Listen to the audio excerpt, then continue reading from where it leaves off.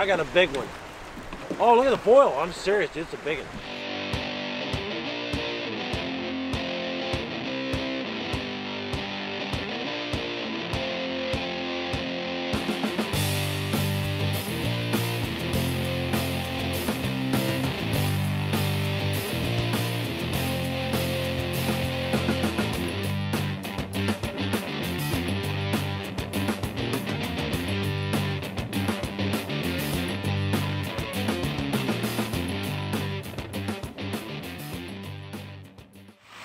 Alright guys, we're here, Chickamauga Lake.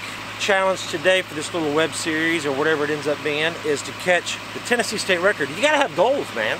You gotta have goals. And to catch the Tennessee state record would have to be 15.4, by the way. I have got my good buddy, the man himself, Mr. Gabe Keen. Gabe Keen 2 years ago caught the state record, 15 pounds, 3-ounce bass in Lake Chickamauga. It's gonna be a lot of fun. It's freezing cold.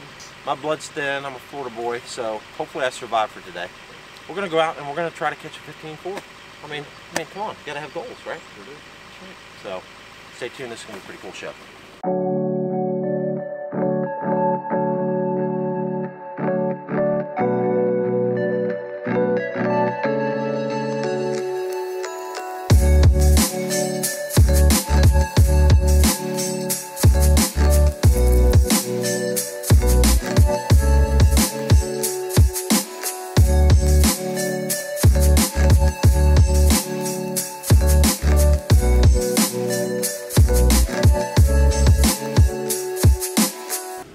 Alright, let's see if this will even start in 28-degree weather. It definitely sounded different. Did it? Yeah, it definitely sounded different. Yeah, it was real quiet. It went, yeah, it did, but it sounded funny. 28 degrees. That engine's never seen 28 degree. So I was telling everybody that, you know, 15.4. I mean, how amazing was that, dude? Was that crazy? I mean, did you think you had a bass at first, or did you think yeah, I knew I had a bass. I mean, I caught other big fish there before, but I had no clue it'd be like that. Wow. Did it ever jump? It never jumped. It rolled up at the top about halfway back to the boat, and then when it got to the boat, it was trying to do a little tail dance, but it just about halfway out. Couldn't get out of the water. Couldn't get out. Were you just tripping? When you first saw it, was it like you started to go in panic mode a little bit? I was just in shock. All I could think to do was get my measuring board out and take a picture laying next to that board just so I could have a reference on how big it was. Yeah. I'm glad I did, because the first 2 or 3 people I called, it took me sending them that picture for them to actually believe me that I had a fish that size. Yeah. They're like, well, you might. Oh my gosh. 15-pounder. Wow. All right, we have goals for today, boys. We have goals. So we're back in the creek right now, and you're saying we should maybe fish right in here? What do you want to do, run up to that little rock slide? Yeah, let's go straight towards the slide, and then we'll turn and come back down this way. We're just going to be coming down. What he's targeting this time of the year, which is cool, you know, you want to find the deepest, steepest banks or 45-degree chunk rock banks, kind of channel swing type stuff in these creeks off the main lake, because you know, these fish aren't getting ready to spawn, but they're going to spawn in another month and a half. But they're getting ready, so they're migrating in. And a lot of times these fish, I guess they get their feet on crawdads and stuff like that come out of those rocks. And I like that kind of rock there versus sometimes the bigger stuff, because the crawdads, you get more crawdads in that slippery stuff. I'm gonna let you run it for a second. I gotta rig up a couple little things while you kind of fish. No big deal. I'm gonna get up, probably just put a jerkbait on. Yeah. Jerkbait be good. I'm gonna start off throwing a rig, but I'll mix that in. Look at that thing. That's a contraption right there. It is a contraption, and I've got it wrapped 13 different ways. Which brand is that? That is a Dixie Custom Rods. The same guy who makes my rods. It's called the Viper rig. That's the one. That's the one you jacked the 15? That right there. That right there is the one that I caught the state record fish on. But now I had, this is white ice color. I had bait fish on there that day. But I'm not sure how much that really matters. I gotta find light line. That could be a problem. That could be a problem. I'm gonna have to get in there now. I gotta find 8-pound line for the jerkbait. I don't even know if I brought 8-pound line. All right, so we're going to this bluff wall, and this time of the year, I mean, you see that we're bundled up. I mean, I look like I'm 400 pounds, but it's because I have 8 layers on right now. 46-degree water temp. That's pretty cold. With the jerkbait, what's your cadence with the jerkbait at 46? I usually start off with a 1-2 and let it sit for 3, 4, 5 seconds. Okay. I would rather fish it fast, but you kind of have to figure out what you can get bit on. Okay. That's what I'll do then. He's still on the rig and I'm throwing backlashes. Is what I'm throwing. We fought it for 15 pounder. Oh my gosh. He's got it. He's got a 15-4. I think it's a tree. It's coming with us. That's probably what the 15-4 is going to look like when you hook it. It's going to do that type of pull. Got one. And 15, almost in about 35 years, he'll be 15-4. I'm so cold I can't get excited. So again, what we're doing, we're going on these little bluff banks, little chunk rock, nice little broken up boulders and little fist size, softball size rock. And that's good because a lot of those crayfish will get down on those rocks. And I'm just going down throwing a jerk bait. I've got this jerk bait on a little 7-foot medium heavy. I do have the wrong size line. This is like 12, it might even be 15, and that's a little heavy. You really, for your good jerk bait fishing in the winter, you want 8 or 10. It just gets the bait a little deeper, just makes it act better. So when you jerk bait fish, throw it on a little bit lighter line. I don't have any 8 or 10 in the boat. It's in the truck, and I don't feel like going back and getting it. So we're gonna make it work with this. But if I was game day, I'd have 8 or 10 on. And this is the fluorocarbon P-line Tactical, which is really soft, subtle, you know, fluorocarbon, so it's good stuff.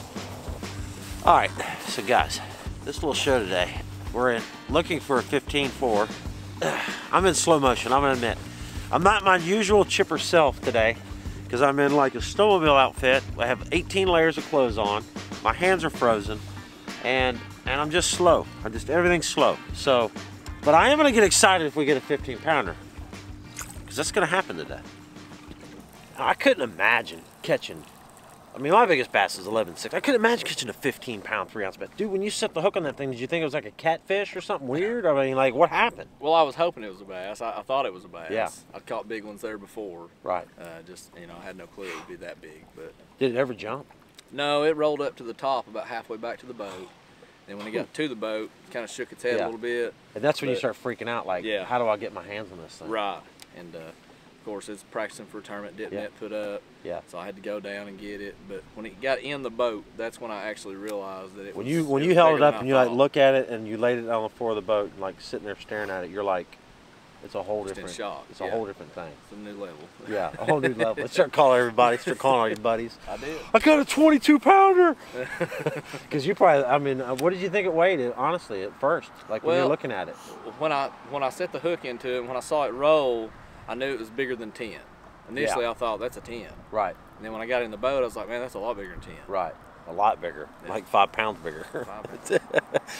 How many big fish have you caught off that one spot? It's up to 15. Probably 6 or 8.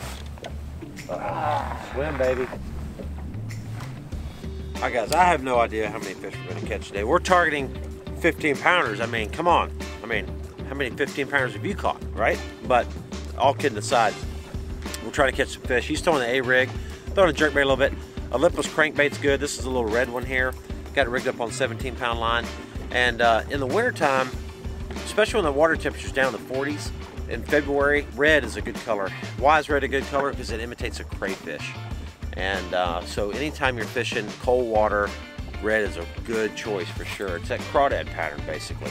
And we fish it a little bit different. Instead of just casting out and reeling in the whole time, we'll actually cast it out and kind of rip it and let it sink. And rip it and let it sink. And here's why.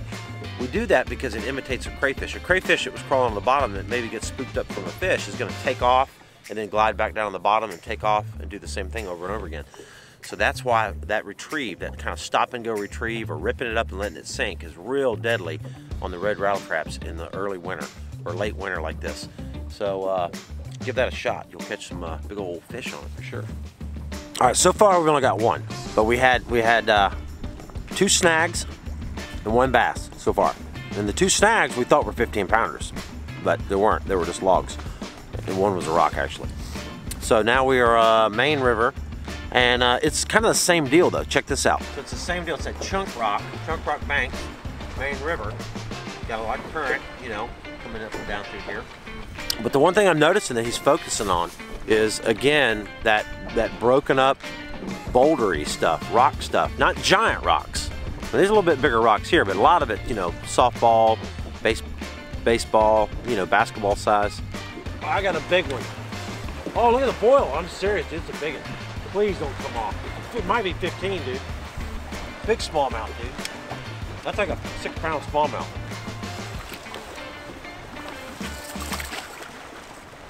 Whoa, that's what we're talking about. That up, baby. Dude. Watch that hook right there. Look at that, guys. It's not a 15-pounder, but that's a donkey smallmouth right there. That is awesome. He choked that trap. Oh, that was awesome. Here she goes. Whoo! That was worth getting out of bed for. Hey. That's a good fish right there. Chunk rock trap. And what I was doing, I was just reeling it and letting it fall, reeling it, letting it fall, and it just went boom. They always hit it on the fall when you're doing that technique, so you got to be ready to feel that bite. Because when you get that bite, you don't worm hook set it, you just take off reeling and just lift and reel, and you got them. That's how you warm up. Get your blood flowing. I'm not used to all these clothes. I'm used to flip-flops, little thin AFCO shirts. I got base layer on, another pair of pants on, insulated pants on here, 3 shirts, an insulated shirt, and this AFCO jacket. Pants on the ground. Well, don't pull them up, we just caught a good one. I know. What is happening? They're not even like laboring. Oh, Not slack in it. Looks like another smallmouth. large mouth. Nice. Little chunker. Little chunker. Not absolutely. I hit spot lock on that trolling motor to hold us there. That's the coolest thing ever, dude. So the whole time we're doing this, the boat won't move. It'll just stay right here. Right. All right. Have one on the rig, one on the trap. A lot color. Yeah. All right. That's cool. I thought it was a 15-pounder though. I mean, this dude doesn't set the hook on anything less than 14 or 15 pounds. All right, and what's really, really cool is this new Minn Kota has spot lock. So the wind's blowing, we caught a nice fish here. Hit the spot lock, which we did when we landed that fish. You hit this button right here, anchor button, and the trolling motor is now on GPS signal, and it's gonna hold us right here. So as this wind's blowing, I literally don't have to touch the trolling motor. We can pick this little area apart. And see how it's holding us right here? It's just gonna keep adjusting us. And it'll pull us up here. Now, see, it's backed up, but it's gonna pull us forward. It's gonna keep us right on it. It's called the Ultrex. It's the Minn Kota Ultrex. It's the hottest thing on the market, guys. So if you're thinking about getting a new trolling motor, or you fish a lot of open water, especially lakes that have current, you've got to get this right here, because as we've seen right here, we haven't moved. We're sitting right here on the spot. We can sit here and worm it, do whatever we want, and we're holding position. So far, 3 fish. 1 really small one, 1 tank smallmouth, and 1 good largemouth so far. But no 15-pounders thus far. But the day's not over. But I do want to show you something really cool. I just got this boat, and we're gonna do a video, guys. We're gonna show you all the cool things about this boat real soon, I promise. But one thing I just rigged up, oh, he's hooked up, dude. He's hooked up again. He's hooked up again. I thought it was a 15-pounder, dude. I can't stop saying that, by the way. So if you're tired of me saying it, I'm sorry. But the dude caught a 15.3, and when the dude catches a 15.3, he can catch another one. All right. All right, new update. 4 bass, 2 small ones, 2 good ones. All right, back to what I was saying. I have a new graph mount on my boat. I'm pretty impressed with it. This company, actually out of Chattanooga, believe it or not, right here where they are. It's called Boat Logix, and that's what I have my graphs on right here. These 2 Garmin 12-inch units on this big bracket system right here.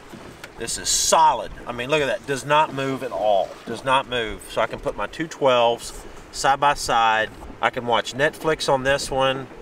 I can watch my down view or my clear view on this one. I have my map on this one. I'm kidding about the Netflix, by the way, but that would be cool. Anyways, really, really good setup there. And then on my front of the boat, we have Boat Logix as well. So check this out. My double graphs. And what I like about this is kind of a, you know, I've seen a lot of graphs where they're side by side. This is the nice setup because now I can stand here and I can stand here, which is good. So for sight fishing, I can be in this little zone, and it's the same deal. Look, this thing does not move, guys. I mean, I am really hitting it hard, and this thing does not move. So if you want to trick your boat out with some really cool graph mounts, check out Boat Logix. We'll drop a description down below. But anyways, back to fishing. I had to get out of the way for that one. I saw you getting ready. It was almost a big one. Alabama rig strikes again. It's almost a big one, guys. So the Alabama rig, which we can't fish in tournaments. We can't fish the Alabama rig in competition. They made that illegal. Because as you see, it catches fish when you can't catch them on a lot of other things. But it is a fun way to fish. I don't have a problem throwing them. I've never had one of these crazy days, but guys up here on this lake, at Gunnersville and some other places, they get 35 and 40 pound bags on the Alabama rig. I think Raji Brown had what, 42? 40, 49 pound bag. 49 pound bag.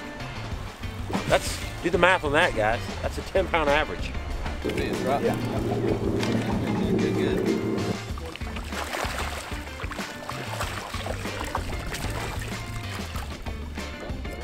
My first A-rig fish in a lot of years, a couple of years at least. Catching on the old chandelier, boys. It's a nice bass right there. Can't use that in the tournament, but it sure is fun. All right, let me show you guys this rig here. It's an interesting rig. It's called an Alabama rig, but we're in Tennessee, so when you're in Tennessee, you gotta call it the Tennessee rig. And what brand is this one? That's a Dixie Custom Rods Viper rig. All right, Dixie Custom Rods Viper rig. And it has 3 hooks on it, a couple dummy rigs, 20 pound fluorocarbon. Again, P-line, this is the tactical. Oh, he's got a giant on, hopefully. Oh, I think it's a big one. It's fighting pretty good. Doesn't feel 15? Oh, forget it. I don't think we're 15. That's a good one, dude. Heck yeah. All right, so that's how it's done, guys. I love fish this time of the year. They're so clean and white and fat. You get down to Florida, they're all hot and sweaty. Good job, dude. Hot and sweaty.